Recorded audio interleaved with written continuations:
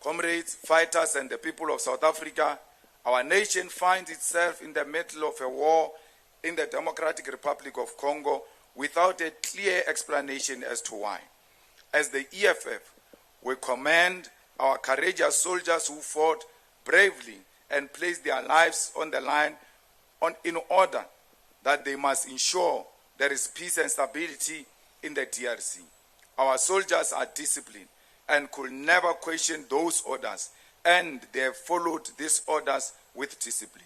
There can be no doubt that those soldiers who have passed on sacrificed their lives and deserve to be recognized and honored. However, at the heart of the conflict in the Congo is not a desire for peace, but the greed of the West for the minerals wealth of Congo. The DRC is a home of vast reserves of minerals essential for modern technology, including cobalt and tin, titanium and gold. Around 70% of the world cobalt, crucial for electric cars, batteries, and smartphones, comes from DRC, yet Congolese people see none of these riches. Instead, multinational corporations and West nations exploit these resources while fueling conflict to maintain their access. Over 200 companies from the UK and Belgium are involved in the purchasing minerals from the DRC, and these nations directly finance armed groups and perpetuate violence. These corporations and their governments remain complicit, failing to regulate supply chain or hold corporations accountable for using conflict minerals. The chaos in the DRC goes back to the colonial conquest and today is sustained by imperialist interest to loot the wealth of the DRC.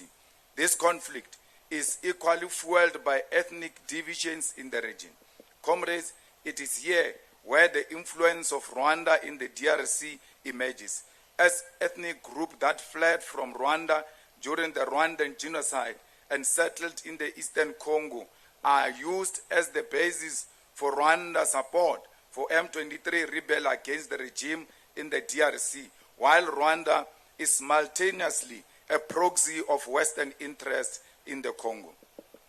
The conflict in the DRC, therefore, does not require a head of state who suffers from a desire to be a hero at the expense of the lives of our soldiers without an appreciation of the condition that informs the conflict.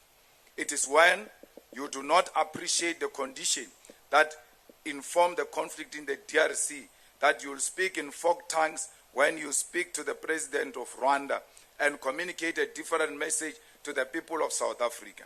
Lies have short legs, Mr. President, and we demand clarity from you because you have sent our soldiers to their death and then antagonized forces in their region, knowing very well you are not prepared for war.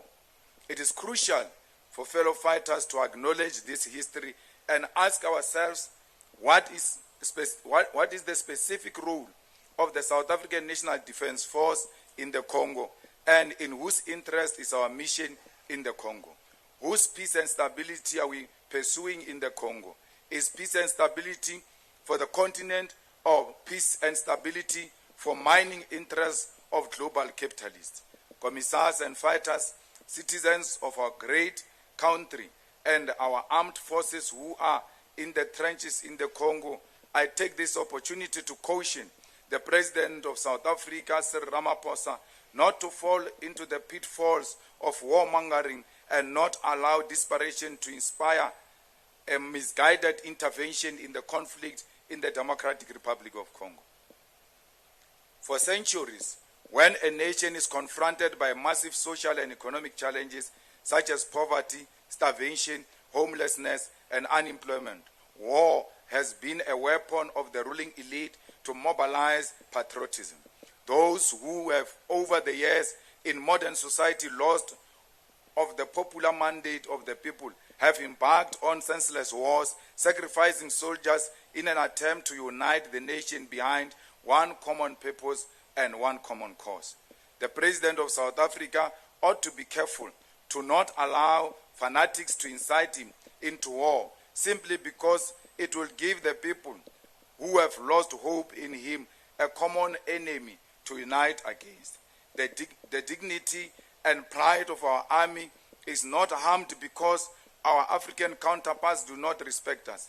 It is harmed because we have interfered in a conflict we do not understand and send our soldiers to fight rebels who are more equipped than us. We are being humiliated in DRC and threatened with war by President of Rwanda because our role of peace in the DRC is questionable, because there is no peace that has ever been achieved through the deployment of soldiers. The South African National Defence Force is not in DRC to pursue peace, but we are participating in the decade-old conflict to secure the mineral interest of the capital elite in the Congo. Our soldiers must withdraw from the DRC, not only because they have not been given the necessary equipment to pursue the so-called peace they are there for, but because the motivation to send our forces to the DRC are dishonest. Our children, our sons and daughters of the South African National Defence Force have been sent to their death because the mineral interest of multinational corporations and individuals must be secured.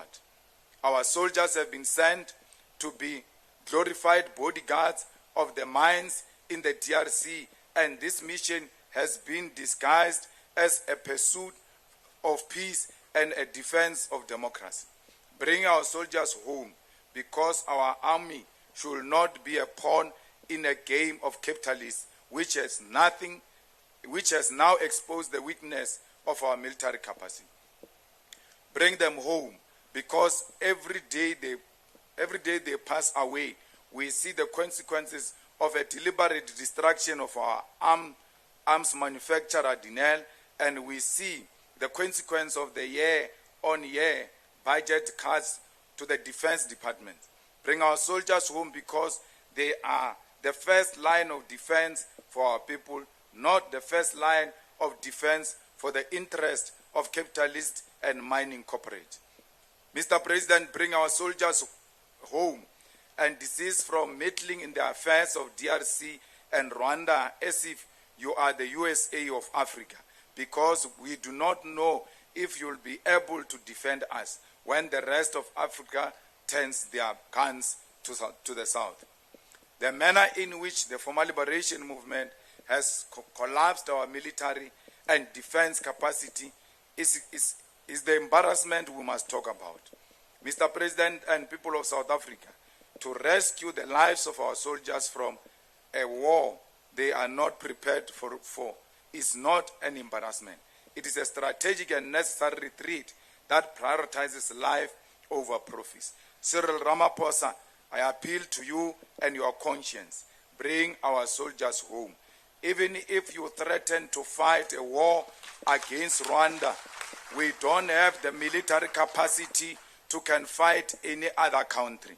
Our army has collapsed because you have taken money away from them and put it under your mattresses. Today, our soldiers do not have food, do not have ammunition, do not have sophisticated equipment.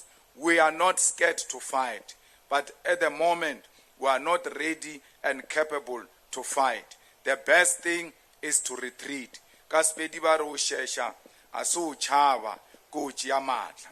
Commissars and fighters, let us make use of the time we have at this plenum to resolve on critical questions and map the way forward for our organization. This is the first and the final plenary meeting for the 2026 local government elections, because after this, we head straight to the ground to establish the sub-regional structures and lead society directly from the picket lines. The past is behind us and can never determine our future or our destination. The EFF remains the weapon of the masses of our people, and it will achieve the generational mission of economic freedom in our lifetime. I thank you.